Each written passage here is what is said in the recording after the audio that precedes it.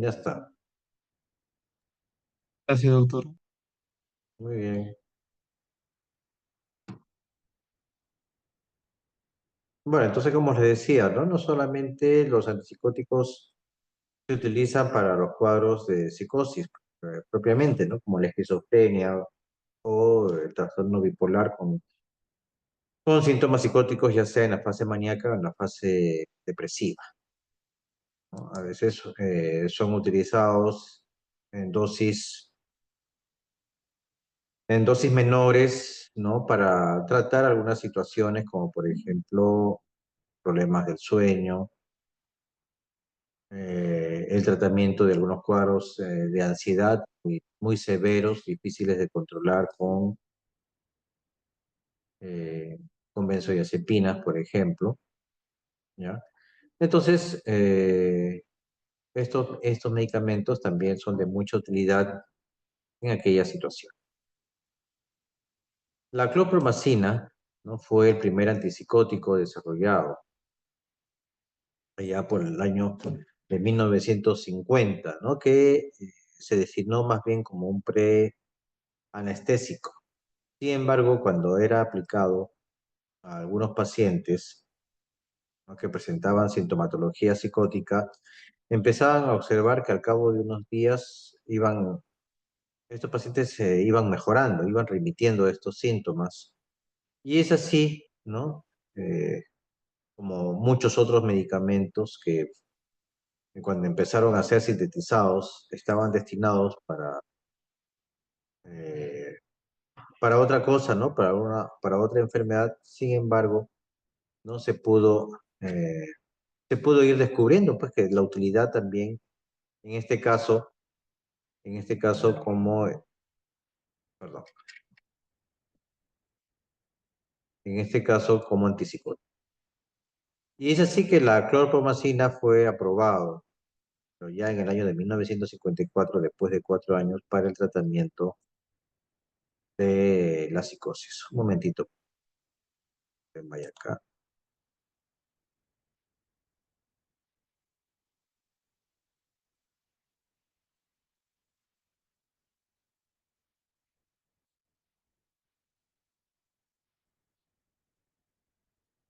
En el año de 1958, el haloperidol, otro antipsicótico bastante conocido por ustedes, eh, también, ¿no? La idea era utilizarlo como un analgésico. También pues empezó a observarse que contribuía a disminuir los síntomas, eh, los síntomas relacionados a las alucinaciones, síntomas psicóticos relacionados a las alucinaciones, ¿no? En algunos pacientes, ¿ya? Y por lo tanto ya empezó pues a utilizarse para esto, ¿no? Sobre todo relacionados con esquizofrenia. En el año de 1973 es que se sintetiza la clozapina. Sin embargo, en el año de 1975 empezaron a reportarse muertes, ¿no? Por agranulocitosis en algunos pacientes y es por este motivo que salió del mercado.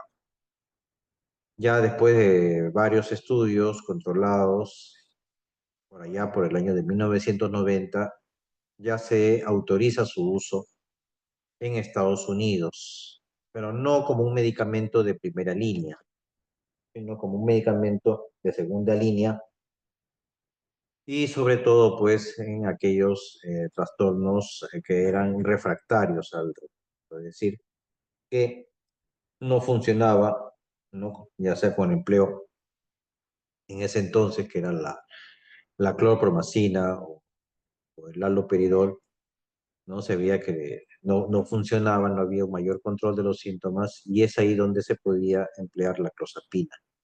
Por supuesto, con ciertos cuidados, sobre todo con el seguimiento y control del hemograma para poder observar si no disminuían pues la cantidad de leucocitos.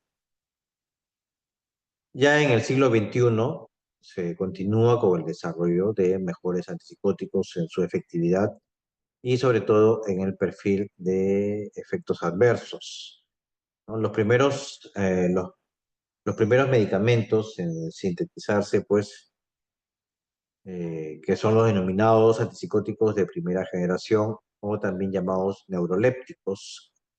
Llamados así porque como efectos secundarios producían pues alteraciones a nivel neurológico, ¿no? Estos se manifestaban a través de síntomas neurológicos, sobre todo, ¿no? El parkinsonismo, la acaticia, ¿ya? La rigidez muscular, que llevaban pues al abandono, tratamiento por parte del paciente. Entonces se comenzaron a desarrollar nuevas moléculas, ya que eh, dirigido pues a evitar estos efectos adversos tan molestos pues, para los pacientes.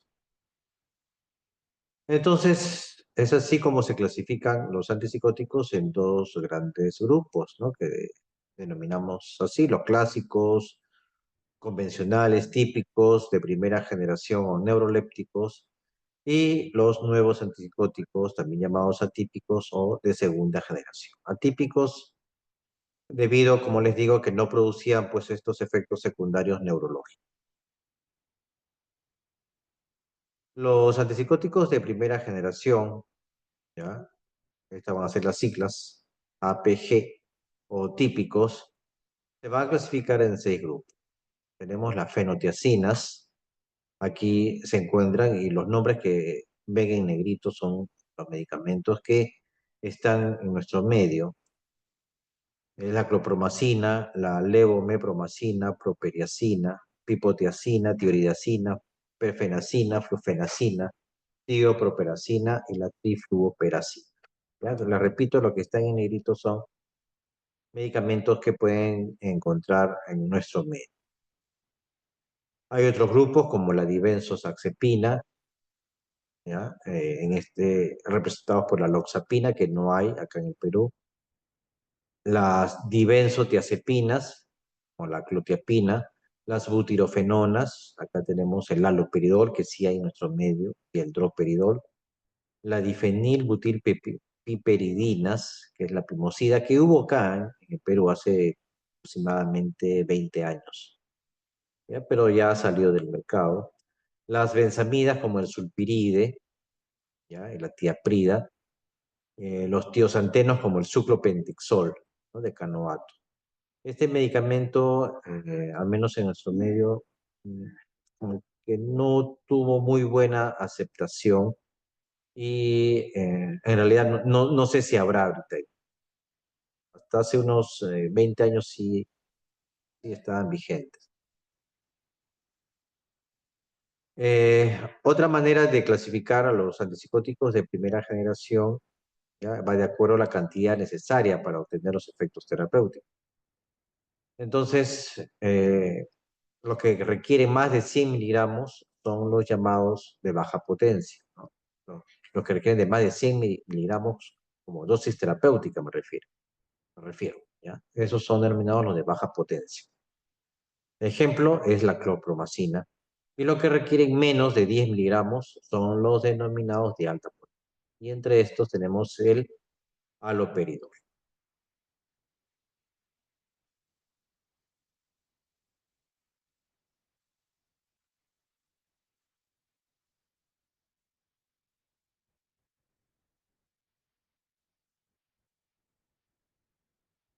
Mecanismo de acción de los antipsicóticos de primera generación es el bloqueo de los receptores de dopamina, ¿no? Específicamente el D2, D3 y D4, y en menor medida el D1 y el D5.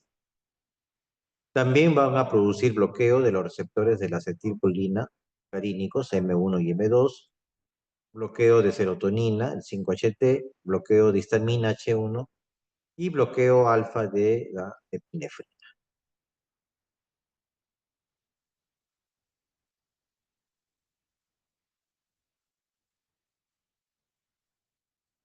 Las zonas cerebrales donde se produce el bloqueo dopaminérgico son en la región mesocorticolímbica, que es la responsable de la acción antipsicótica, y la región mesoestriatal responsable de los efectos extrapiramidales. Esto hay que tenerlo en cuenta para saber en dónde está siendo afectado, ¿no? el paciente cuando se está empleando los antipsicóticos de primera generación. Características comunes de los antipsicóticos de primera generación es que tienen una lenta absorción por vía oral, más o menos entre 2 a 4 horas. Hay una biodisponibilidad entre el 30 a 65%, ¿no? En el primer paso de la absorción. Hay una alta unión a proteínas plasmáticas. Tiene vidas medias largas, entre 15 a 30 horas, por eso que estos medicamentos se pueden prescribir cada 12 horas o una vez al día. Tienen una liposubilidad alta, una facilidad para atravesar la barrera hematoencefálica.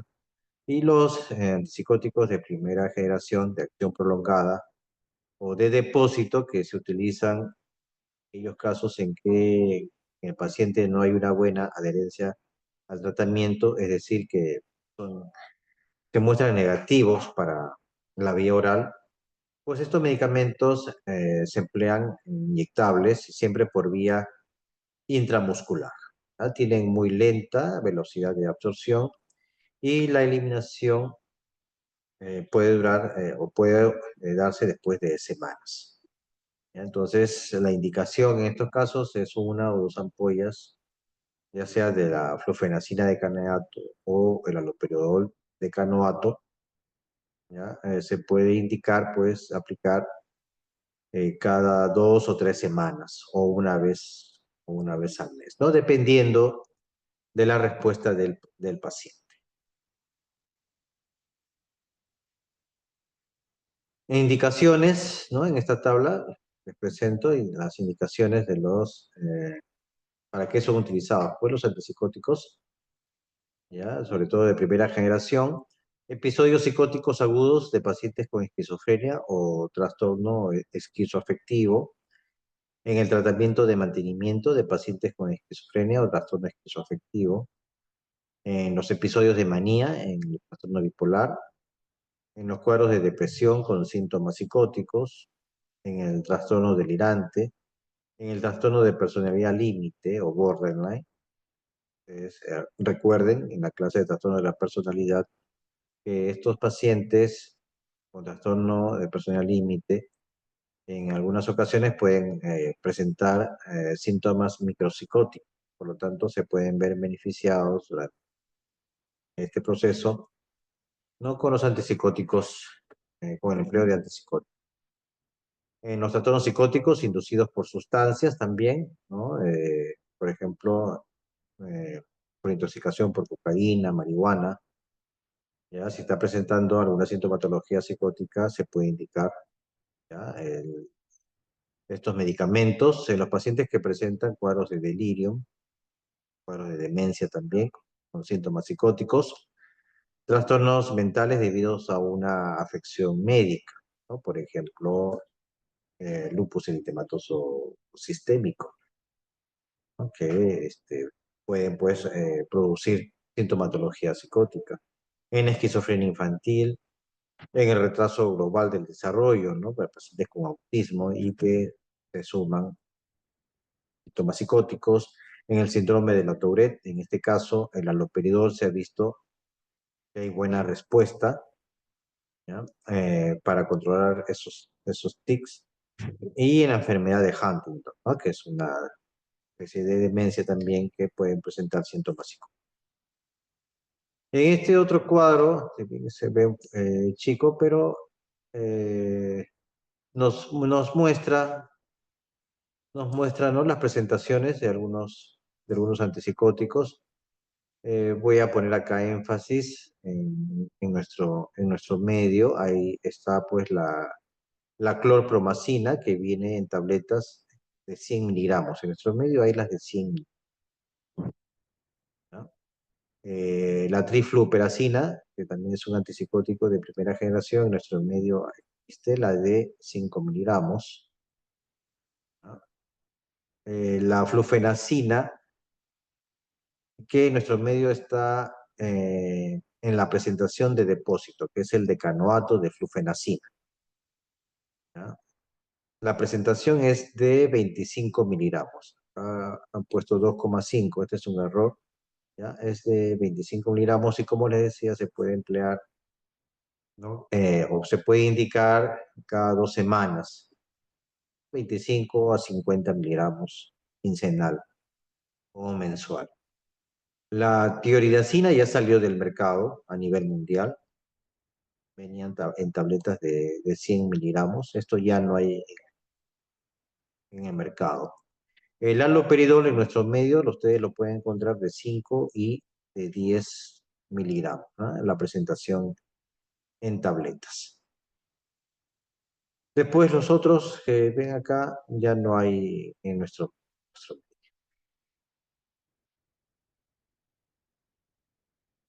Tenemos el otro grupo también importante que son los antipsicóticos de segunda generación o también llamados atípicos. Estos tienen un perfil más bajo de efectos extrapiramidales, ¿no? Por eso es que se denomina típicos y también es por esta razón que tienen una mejor adherencia al tratamiento, ¿no? De parte de los pacientes, ¿ya? ¿No? Los pacientes ya no están presentando pues ese dolor esencial, distal, ¿ya? Esa rigidez muscular, el enlentecimiento psicomotor que muchas veces el paciente lo manifestaba pues con gran desagrado. Entonces, esto llevaba al abandono del tratamiento la mayoría de veces, ¿no? Cuando se empleaban estos tipos de los antipsicóticos de primera generación. En un inicio, cuando salieron al mercado los antipsicóticos de segunda generación, el protocolo era pues emplearlos como segunda línea. Primero era emplear los antipsicóticos de primera generación y después, si estos no funcionaban, pasaban pues a los antipsicóticos atípicos, ¿ya? Sin embargo, esto ya se ha ido modificando y precisamente pues por la adherencia al tratamiento. Entonces, ya dentro de los protocolos se puede iniciar el debut, ¿no? De los trastornos psicóticos con antipsicóticos de segunda generación. Ya en el mercado hay una gran variedad, ¿no? De presentaciones. Los que ven ustedes ahí en negrita son los que actualmente están en nuestro medio, ¿no? Como la misoprida, el aripiprazol, la clozapina, lurasidona. Este es uno de los últimos que está en el mercado con muy buenos resultados. O la zapina, paliperidona, quetiapina, risperidona y la ciprasidona, ¿no? He nombrado, vuelvo a repetir, a los que están en negrita y que están, pues, que lo pueden encontrar en el mercado nacional. Mecanismo de acción, ¿no? Al igual que los antipsicóticos de primera generación y al igual que los antidepresivos se revisaba el día de ayer, no solamente son teorías, ¿no? Y lo que se ha podido observar, ¿no? O ir descubriendo es que hay un bloqueo de los receptores de 2 o una disociación rápida, modulan la actividad serotoninérgica mediante el antagonismo del receptor 5-HT2A, bloquea el efecto de los antagonistas del receptor NMDA de glutamato e induce liberación de dopamina estriatal y neocortical. Hay un agonismo parcial del receptor 5-HT1A y del bloqueo 5-HT2C. Y hay una inducción de la neuroplasticidad, inducción de factores de crecimiento neuronal y del desarrollo por remodelación de sinapsis. Lo que están en los párrafos, ¿no? 2, 3 y 4, perdón, es lo que le confiere pues las propiedades atípicas, ¿ya? A estos medicamentos y que por lo tanto no produce pues esos efectos secundarios extrapiramidales, ¿no? Que se caracterizan en los antipsicóticos de primera generación. La absorción oral es relativamente rápida y no es afectada por los alimentos, ¿ya? Excepto la quetiapina, pero solamente la de acción prolongada, y la ciprasidona, ¿ya? Con la paliperidona, que se absorben mejor junto con los alimentos. Por eso cuando es indicado, como por ejemplo la ciprasidona, se le indica al paciente que lo ingiera con alivio, ¿no? Usualmente se da en las noches, por lo tanto, se le pide que sea durante la cena. Todos los antipsicóticos de segunda generación tienen metabolismo hepático. Este es escaso para la amisulpride y la paliperidona. Entonces, si tienen un paciente que estén desarrollando a un problema a nivel hepático, es mejor pensar, ¿no?, en la misulpride y en la paliperidona. ¿Ya? Estos dos se pueden encontrar en nuestro medio. También, al igual que los antipsicóticos de primera generación, existen presentaciones de depósito o inyectables de acción prolongada. Estas también se pueden administrar cada 2 a 4 semanas. ¿Ya? Y entre estas tenemos pues la risperidona y la paliperidona. La olanzapina y el aripiprazol también hay presentaciones de depósito, pero no hay.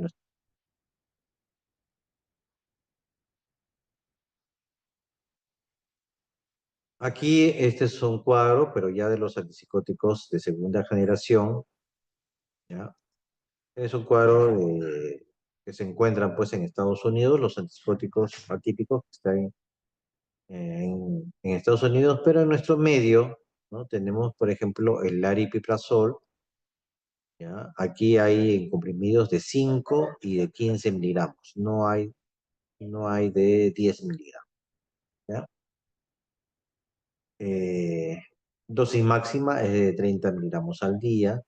Ya se ha visto que sobrepasar estas dosis no se ha conseguido mayor beneficio. Entonces tengan en cuenta esta conducta de las dosis máximas recomendadas. La clozapina en nuestro medio hay de 100 miligramos. No hay de 12,5 ni de 25. La dosis máxima es de 900 miligramos al día. Por protocolo, como les decía, hay que empezar siempre con las dosis mínimas, o sea, con 25, 50 miligramos, y de ahí ir subiendo de manera paulatina. Cada semana hacer un control, ¿no?, del hemograma, ¿no? Y luego estos se van espaciando a cada 15 días o mensual, para ir controlando pues la cantidad de leucocitos, ¿no?, en sangre, y estar atentos a que no haya una disminución de estos y evitar la agranulosis. Otro medicamento que hay en nuestro medio es la lurasidona, ¿ya? Hay presentaciones acá en nuestro medio hay de 20, 40, 60 y 80 miligramos. Dosis máxima 120 miligramos. Olanzapina, en nuestro medio hay de 10 miligramos. No hay la bucodispersable, ¿ya? Dosis máxima 20 miligramos.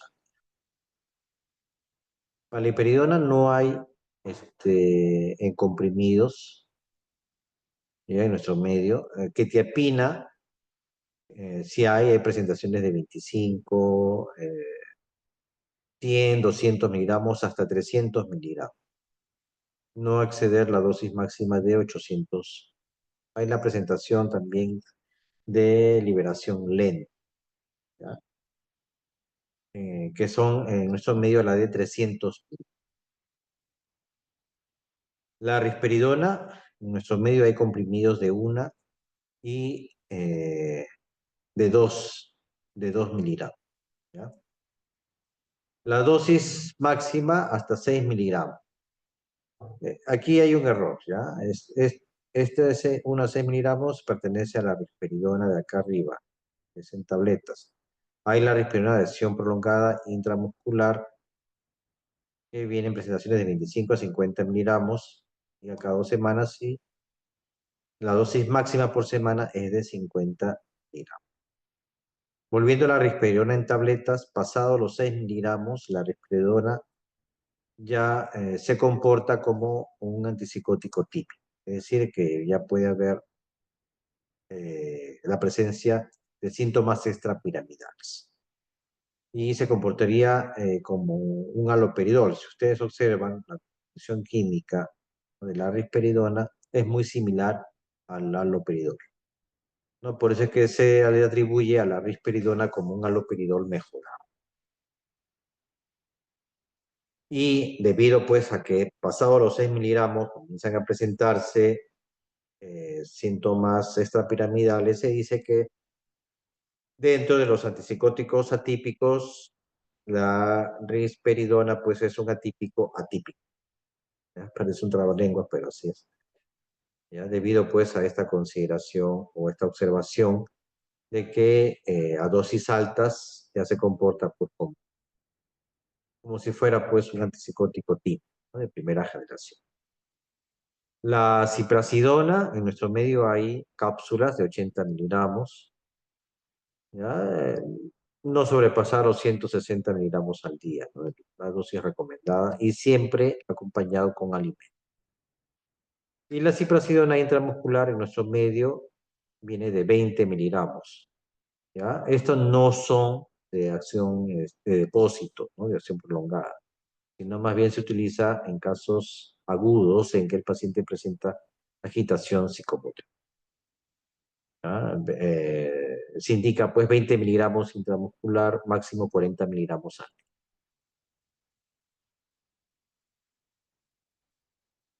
¿Cuáles son las indicaciones terapéuticas de los antipsicóticos? ¿Ya? Tener en cuenta que no es recomendable la combinación de varios antipsicóticos. ¿Ya? Esta es una mala práctica cuando se utilizan pues más de dos antipsicóticos, ¿no? Cuando se utilizan tres, cuatro, cinco antipsicóticos, ya hay que considerar pues que puede haber un mayor riesgo de efectos secundarios en el paciente. Ya hay que tener en cuenta, por ejemplo, los antipsicóticos de segunda generación, si bien no van a producir, ¿no?, efectos extrapiramidales, pero sí tienen otros efectos secundarios, como por ejemplo alteraciones, ¿no?, en el metabolismo. Pueden, pueden aumentar de peso, ¿no? Y esto llevar pues a situaciones, ¿no?, al desarrollo de una diabetes mellitus. ¿Ya? Entonces, hacer polifarmacia, ¿no? No es recomendable, ¿ya? Más bien es un indicador de mala praxis. A veces es necesario, ¿no?, sumar, ¿no?, dos antipsicóticos atípicos en un paciente. Esto más bien considerarlo como la excepción, ¿no?, y no lo habitual. Entonces, ¿en qué caso vamos a utilizar, ¿no? En los trastornos como la esquizofrenia y el trastorno esquizoafectivo, se puede utilizar antipsicóticos de primera y de segunda generación. Ya la respuesta es de 60 a 70%, ¿no?, después de 3 semanas con las dosis adecuadas. Entonces hay que tener paciencia también, así como veíamos ayer con los antidepresivos, ¿ya? Hay que dejar un tiempo prudencial, a veces hasta 3 semanas, para determinar de que el medicamento está funcionando.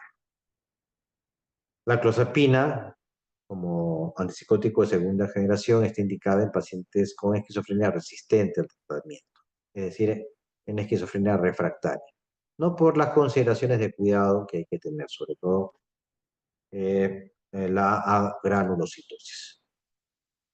Y cuando hay poca adherencia al tratamiento, pues se recomienda las presentaciones de depósito, ¿no?, vía intramuscular en aquellos pacientes que se niegan a la toma, del medicamento por la vía oral. En los trastornos del estado de ánimo, ya se ha visto que los antipsicóticos de primera generación, en caso de manía o depresión con psicosis, ya pueden ser útiles, pero no se recomienda en la fase de mantenimiento. Es decir, una vez que el, el paciente, ¿no?, se encuentra ya estabilizado anímicamente, ya no es recomendable que continúe con el antipsicótico, solamente puede quedarse con el estabilizador de la sea litio, valproato, carbamazepina o la motrigina, ¿no?, dependiendo de cuál es el que se esté utilizando. Se ha visto que la combinación con los estabilizadores del ánimo es más eficaz, ayuda más al paciente, pero sobre todo, vuelvo a repetir, ¿no? En la etapa aguda. En caso de depresión mayor unipolar resistente al tratamiento con antidepresivos, también se ha visto que los antipsicóticos de segunda generación son eficaces como potenciadores de los antidepresivos. ¿Ya? Ojo, acá estoy hablando de los antipsicóticos de segunda generación, no los de primera generación. En el trastorno delirante, ¿no? Se recomienda antipsicóticos de segunda generación, ¿ya? Como antipsicóticos de primera generación en dosis bajas. Sin embargo, la remisión de síntomas es menor del 50%, ya sea utilizando lo de segunda o de primera generación. Esta es la característica, ¿no? Del trastorno delirante. Las respuestas son pobres, ¿no? Al emplear los antipsicóticos. En casos de agitación y comportamiento violento en pacientes con trastornos psicóticos y afectivos, ¿no? Hablo de las agitaciones psicomotrices. ¿Ya? Entonces acá está recomendado el empleo del haloperidol intramuscular, que puede ser solo combinado con una benzodiazepina. Hablo del diazepam. En este caso, cuando hablo de combinar, no es que los dos se apliquen por vía intramuscular, sino que el haloperidol en este caso se indica por vía intramuscular y el diazepam indicaría por vía endovenosa. ¿Por qué? Porque las benzodiazepinas pues no tienen una buena absorción por la vía intramuscular. Otro medicamento sería la ciprasidona, ¿ya? Que es un antipsicótico de segunda generación que se puede indicar por vía intramuscular, máximo 2 veces al día, ¿no? Y en un intervalo de cada 12. En los cuadros de delirium, que ustedes ya se habrán ido desarrollando, ¿no? Este tema desarrollado, las clases, solamente para recordar que sigue siendo el haloperidol por vía intramuscular, concentración de 5 miligramos, sigue siendo pues el gol estándar, ¿no? Para el tratamiento de estos cuadros. En los cuadros de psicosis asociada a demencia, ¿ya? Es recomendable utilizar los antipsicóticos de segunda generación. Esto debido, pues, de evitar los efectos secundarios extrapiramidales, ¿no? Si se emplearán los de primera generación. Otras indicaciones con los antipsicóticos de primera y de segunda generación, ya se puede indicar, pues, en los trastornos psicóticos inducidos por sustancias, ya, y los potenciadores en el trastorno obsesivo compulsivo. ¿Ya? Aquí, en estos casos, se puede utilizar la risperidona y la por ejemplo, ¿no? Pacientes que están presentando síntomas psicóticos por ingesta, pues, de droga, tipo cocaína, ¿ya? O en el tratamiento del TOC, que es a dosis altas de antidepresivos, como veíamos ayer, pero que cuando el paciente es refractario, ¿ya? Entonces se puede adicionar al esquema terapéutico los antipsicóticos de segunda generación como la risperidona y el aripiprazol. Se han visto buenos resultados. También la risperidona y el aripiprazol eh, se puede utilizar en los trastornos por tics y en síndrome de Gilles de la Tourette, ¿no? Aparte del haloperidol, pero como es un antipsicótico de primera generación, me refiero al haloperidol, si el paciente comienza a presentar sintomatología extrapiramidal, unas buenas opciones puede ser la risperidona y o el aripiprazol. La clozapina, ¿no? También está indicado para síntomas psicóticos secundarios levodopa en pacientes con enfermedad de Parkinson. ¿Ya? La levodopa puede producir sintomatología psicótica. Entonces, en los pacientes que lo vienen recibiendo para el control del Parkinson, entonces, una buena alternativa es la clozapina. Síndromes extrapiramidales, ¿no? Por antipsicóticos, ¿ya? Aquí ya voy a pasar lo que son, perdón, los efectos adversos, ¿no? Efectos secundarios de los antipsicóticos. Los de primera generación, ¿no? Son pues los síntomas extrapiramidales, ¿no? Es lo que los caracteriza, ¿ya? Es lo que los caracteriza. Por eso es que también son llamados neurolépticos. Otro efecto adverso es la distonía aguda, ¿ya? ¿En qué consiste? ¿No? Como ven ahí ustedes en la foto, es un espasmo muscular sostenido o intermitente de grupos musculares, ¿no? Que se pueden dar a nivel de la cabeza, el cuello, mandíbula, ojos y en la boca. ¿Ya? Esto se puede observar dentro de los primeros 5 días de tratamiento, entre el 2 al 5% cuando se utilizan los antipsicóticos de primera generación. Es más frecuente en los antipsicóticos de primera generación, pero ¿cómo les puedo poner ahí? Entre el 2 al 5%. Sin embargo, se ha podido observar también en algunos antipsicóticos de segunda generación, como la risperidona, el aripiprazol y la ciprasidona, ¿ya? Es menos posible, pero se ha podido observar. Mayor riesgo en hombres jóvenes, característica de tomar en cuenta. El tratamiento va a ser con agentes anticolinérgicos, ¿no? Como el viperideno, ¿ya? Que se puede emplear por vía intramuscular y una vez controlados los síntomas, pasarían a la vía oral. El viperideno viene de 5 miligramos en ampolla y de 2 miligramos en tableta. Seguimos con los efectos adversos de los antipsicóticos, ¿ya? El parkinsonismo, que es inducido por los antipsicóticos de primera generación. ¿Ya? ¿Cuáles son los síntomas que se presentan? La bradicinesia, hipominia, hipoquinesia, rigidez, temblor, cambios posturales y alteraciones de la marcha.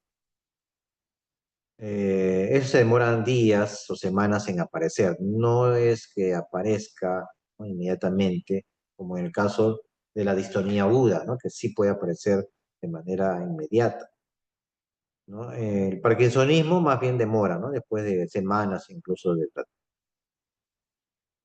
Se presenta en el 15 a 40% de los pacientes que reciben, ¿no? Antipsicóticos de primera generación, ¿ya? A veces muy independiente de la dosis, claro, es mucho más riesgoso cuando se coloca o se indica dosis altas del medicamento.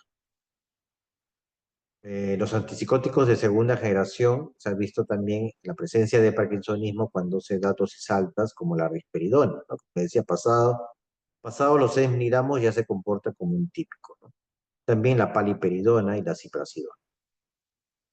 Hay un riesgo de aumento de este efecto adverso en personas de edad avanzada, en pacientes de sexo femenino, en los pacientes con demencia o historia familiar de enfermedad de Parkinson.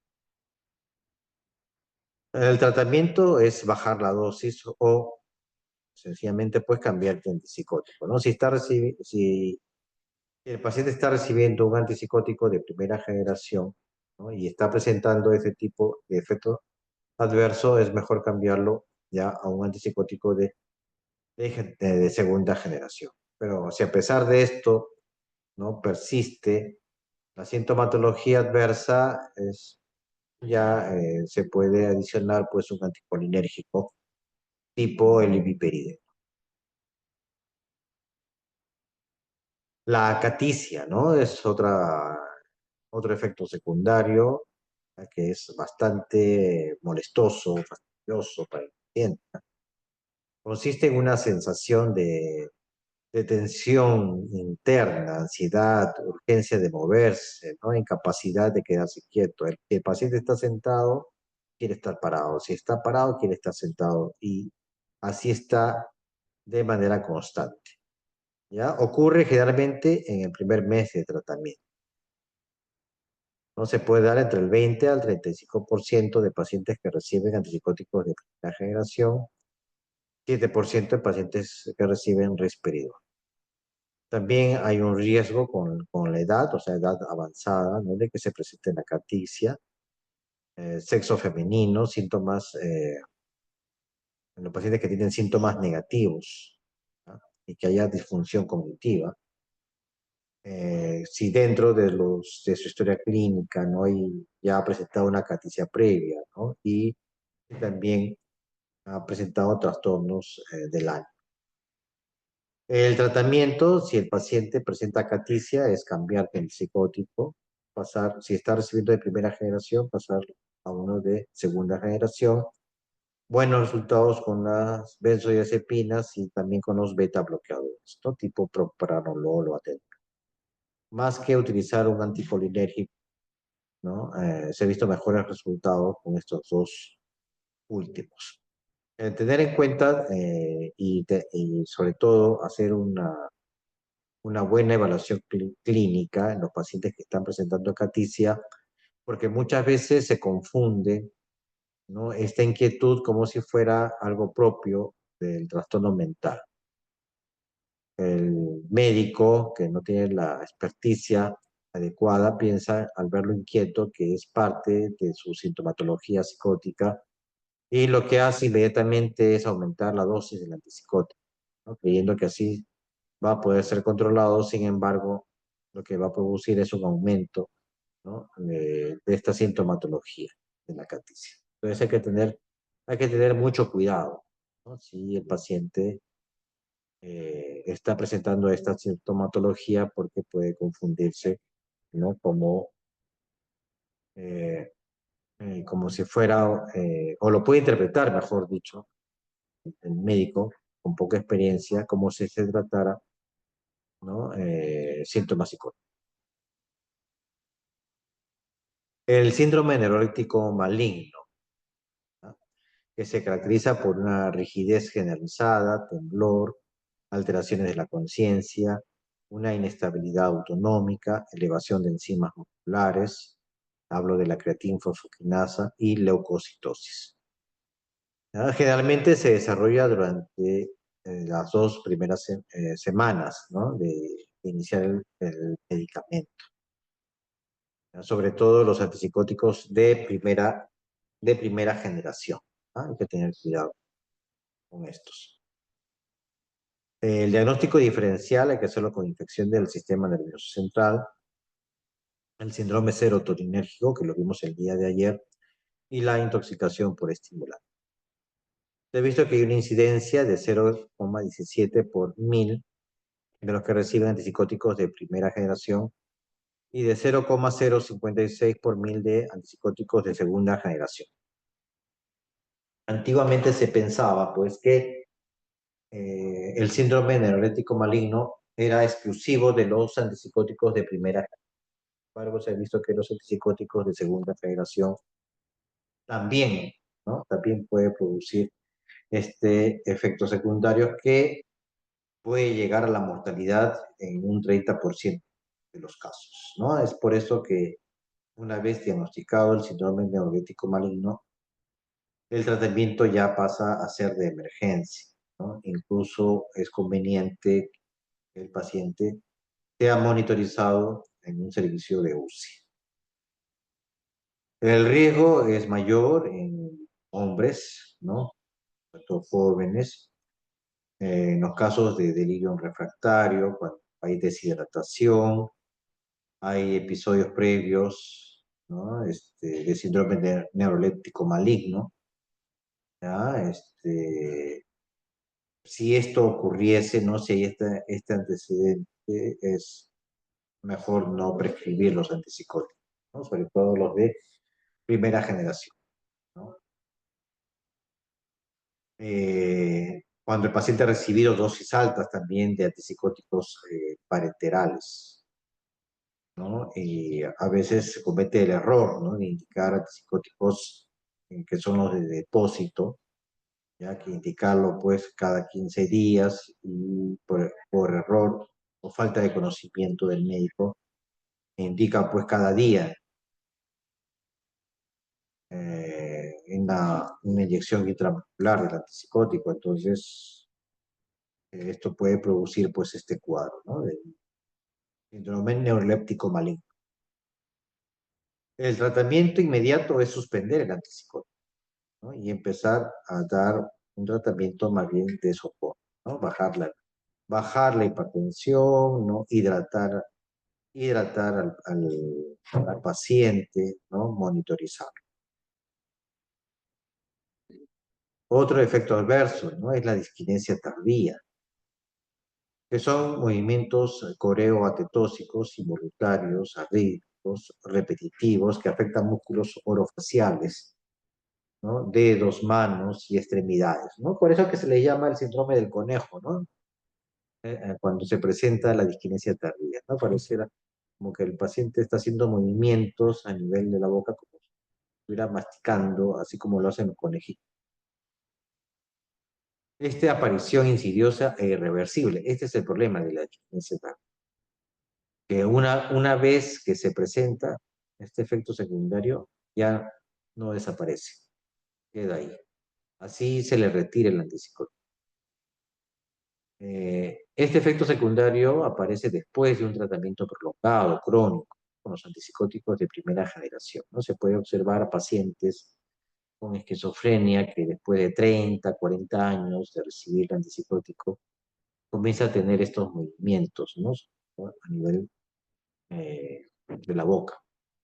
También se ha podido observar, pero con menos frecuencia, en los antipsicóticos de segunda generación. El riesgo es en edad avanzada, el sexo femenino, cuando hay la presencia de síntomas negativos de esquizofrenia, deterioro cognitivo, abuso de sustancias y diabetes. El tratamiento, sí, de todas maneras es disminuir la dosis, pero como les digo, es una vez que se instala este mal, es difícil que desaparezca. Se ha visto que el uso o el cambio, ¿no? A la clozapina, ¿no? Puede ser beneficioso para el paciente en la disminución al menos de los síntomas.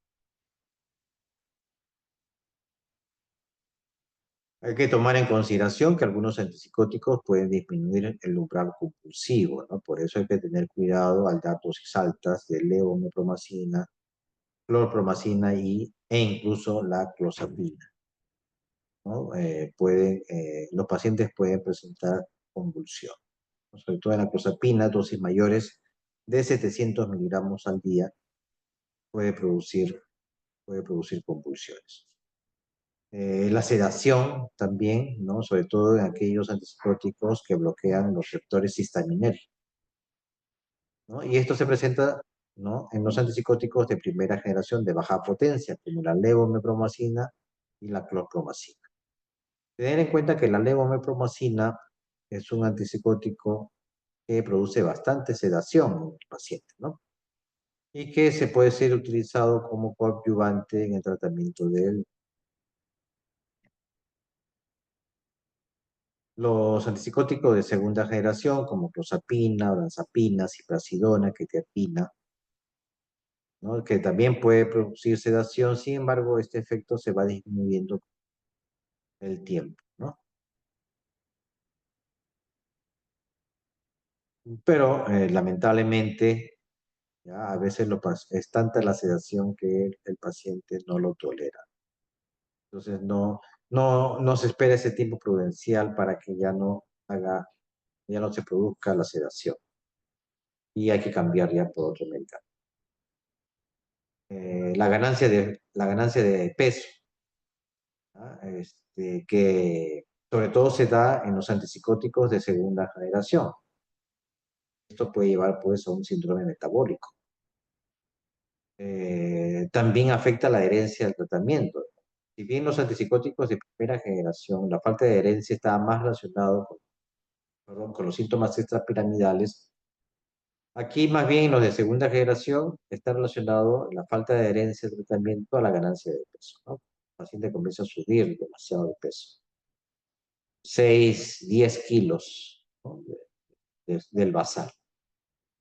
Y esto puede llevar pues también a un riesgo cardiovascular. Por lo tanto, si esto no es manejado adecuadamente, se llega pues al riesgo de que el paciente abandone el tratamiento o tener que cambiar el tratamiento. A veces con mucha pena porque el medicamento logró controlar los síntomas psicóticos, pero ya la presencia, ¿no?, de un síndrome metabólico y que está siendo mal manejado, de tener que cambiar pues el medicamento, más bien se corre el riesgo de que el paciente nuevamente, por el solo hecho de hacer ese cambio, nuevamente comience a presentar, ¿no?, la sintomatología. Entonces, este síndrome metabólico, esta ganancia de peso, es alta con los antipsicóticos de segunda generación como la olanzapina y la clozapina, en ese orden, ¿ya? Moderado con quetiapina y risperidona, ¿ya? Y bajo con amisulprida, aripiprazol y cipracil. Esta ganancia de peso pues, se produce por un antagonismo de los receptores H1 y H2C, que son los que regulan el hambre y la saciedad. ¿Ya? Por eso, al tomar estos medicamentos, el paciente comienza pues a tener esa sensación, ¿no?, mayor de hambre y no se mide en la ingesta de alimentos. El riesgo es en jóvenes, ¿ya? No tener terapia previa con antipsicóticos y alto peso en los padres, ¿no? Aumenta el riesgo. ¿Cuál es el tratamiento? Pues primero indicar una dieta, ¿ya? Eh, Invitar al paciente, pues, que más bien comience a hacer ejercicios. Y se ha visto también que el empleo de la metformina como antidiabético, ¿ya?, sin que el paciente haya desarrollado la diabetes, no puede controlar pues esta saciedad de comer, ¿no? Diabetes y dislipidemia, ¿no?, que es a consecuencia de esa ganancia de peso, que digamos, segunda regla. ¿Ya? Igual, ¿no? Lo que hay que tener en cuenta en este orden es la olanzapina, clozapina, quetiapina, risperidona, aripiprazol y ciprasidona, ¿no? En este orden van los que tienen mayor riesgo, ¿no?, de desarrollar diabetes y dislipidemia, a los que tienen menores riesgos como la ciprofila. Se ha visto que la diabetes puede ocurrir también por un bloqueo del muscarínico M3 páncreas. Efectos, efectos cardíacos, ¿ya? Se ha visto que hay reportes de la prolongación del intervalo QT del electrocardiograma con todos los antipsicóticos, ¿ya?, causando una arritmia ventricular asociada a síncope y muerte súbita llamada torsades de... Ahora, ¿con cuáles antipsicóticos se ha visto, no? En primer lugar, con la ciprasidona. Entonces, tener cuidado. Siempre iniciar pues, con dosis bajas, ¿no? Y luego le sigue la bisulfida, el haloperidol endovenoso, ¿ya? Por eso es mejor, o la recomendación es utilizarlo a nivel intramuscular, con la paliperidona también se ha visto, la risperidona, la olanzapina, la quetiapina y por último la flurazidona. En el caso de la clozapina, ¿no?, se ha visto que se puede desarrollar miocardio, llegando a una mortalidad de hasta 50% de los pacientes. Hipotensión ortostática, ¿no?, que esto se debe a un bloqueo alfa-1 adrenérgico, que está más en relación con los antipsicóticos de primera generación, ¿no?, como la clopramicina o la levotiraxina, y los antipsicóticos de segunda generación, como la clozapina, olanzapina, quetiapina, risperidona y aripiprazol. Este efecto va disminuyendo también con efectos hematológicos, ¿ya? La agranulocitosis, ¿ya?, que es lo que ya he venido mencionando, que es lo más grave que se puede presentar ante el uso de la clozapina, ¿ya? El riesgo es del 1% independiente de la dosis, o sea, si sean dosis bajas, ya se puede presentar este fenómeno. El 95% ocurre en los primeros 6 meses de tratamiento y el 75% en los primeros 4 meses. Por eso es importante ese monitoreo, ¿no?, a través de hemogramas semanales. Entonces hay que hacer controles semanales, ¿ya?, los primeros 3 meses, luego mensuales hasta el primer año, y posteriormente ya semestral.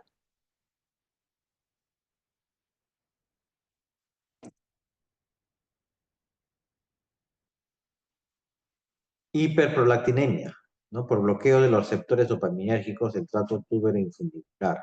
Se presenta en el 19% de los. ¿Cuáles son los que presentan mayor riesgo de prolactinemia? Es el aripiprazol y la clozapina. ¿Ya? Por supuesto, también se pueden presentar en otros, o en empleo de otros antipsicóticos, pero los que se ven con mayor frecuencia, perdón, los que se ven con menor frecuencia, dije mayor, ¿ya? Con los que se ven con los menor frecuencia es aripiprazol y clozapina, ¿no? Hay un mayor margen de seguridad. Efectos a nivel sexual, ¿ya? Que pueden producir los antipsicóticos, hay una disminución del deseo, anorgasmia y eyaculación retardada o retrógrada, ¿no? Que se puede observar en el 30-60% de los pacientes, ¿no? Que reciben antipsicóticos. Las tasas más altas ocurren con clozapina, haloperidol, olanzapina, risperidona y la tiroidazina. Y las más bajas con aripiprazol, quetiapina y cipracina.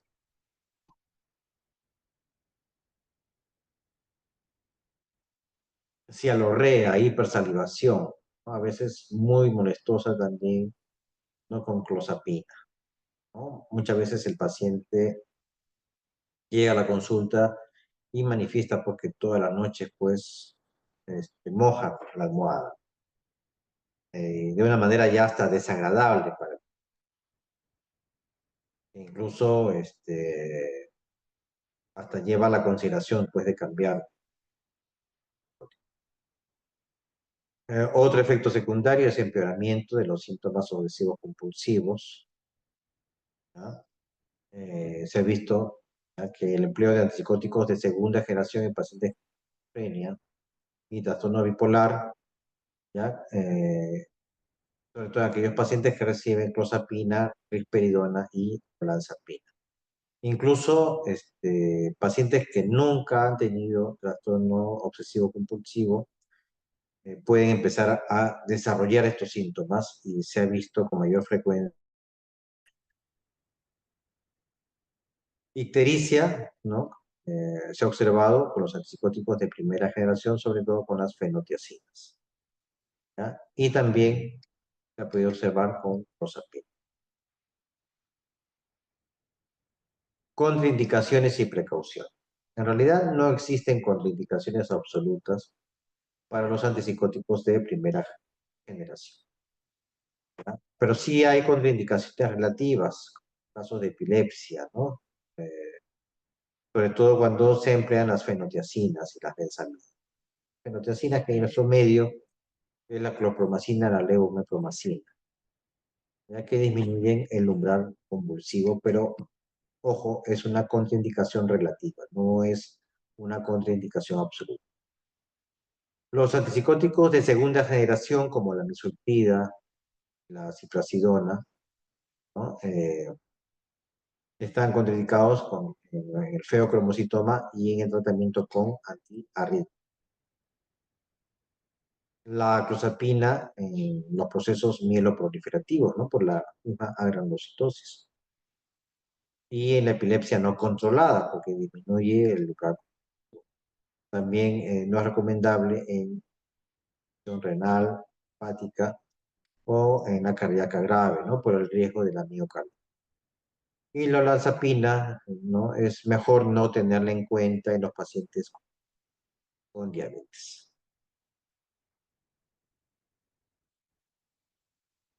En lo que respecta a embarazo y lactancia, no hay conclusiones claras. Lo que sí se recomienda no usarlo durante el primer trimestre de gestación.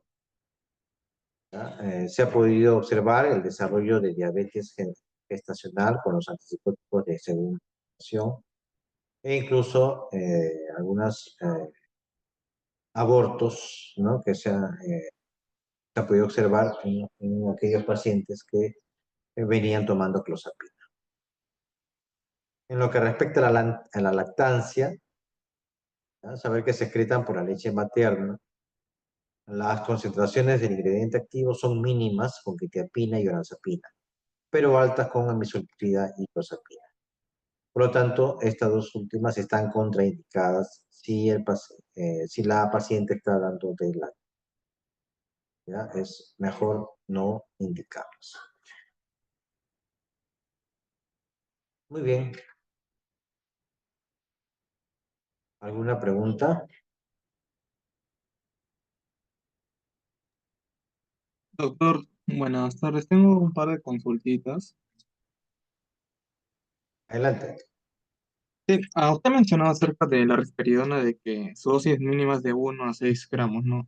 Sí, y si es que se aumenta, ya comporta a comportarse como un antipsicótico típico, ¿no? Así es, de primera generación, sí. ¿Solamente era ese o Sí, solamente es ese. ya solamente? Dosis Entonces, mayores de 6 miligramos, ya el paciente puede comenzar a presentar síntomas extrapiratorios.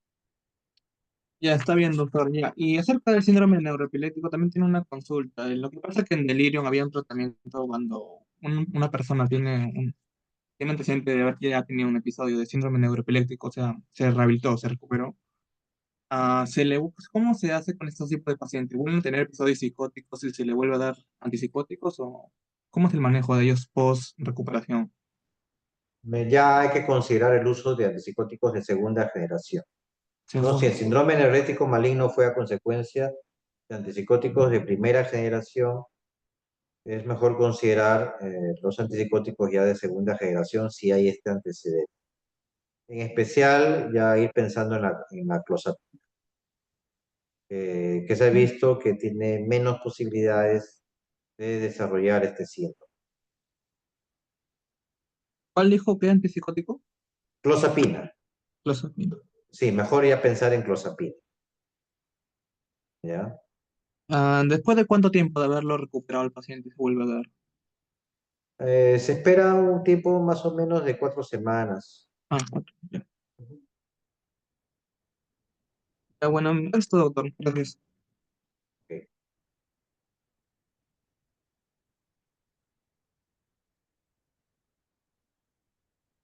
¿Cuál es la diferencia entre el síndrome neurético maligno y serotoninérgico? Si tuviera que diferenciarlo sin saber qué medicamentos hay de fondo, en realidad a veces es difícil diferenciarlos, ¿ah? A veces es difícil diferenciarlo, ¿ya? El comportamiento puede ser muy similar, ¿ya? Pero una manera de hacer la diferencia es a través del análisis de la creatinfosfoquinasa. En el síndrome serotoninérgico no hay un aumento de la creatinfosfoquinasa, ¿ya? En el neuroléptico maligno sí. Incluso en algunos protocolos, ¿no? El aumento de esta enzima ya nos permite confirmar el diagnóstico.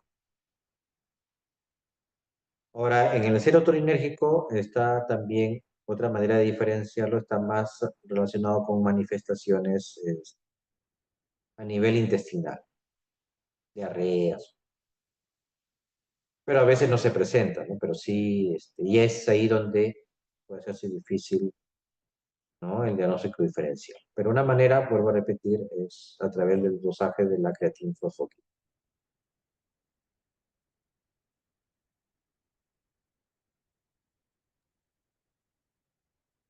¿Alguna otra pregunta? Doctor, disculpe, la última pregunta. Acerca de lo de primera generación, ¿hay algún tiempo específico, el límite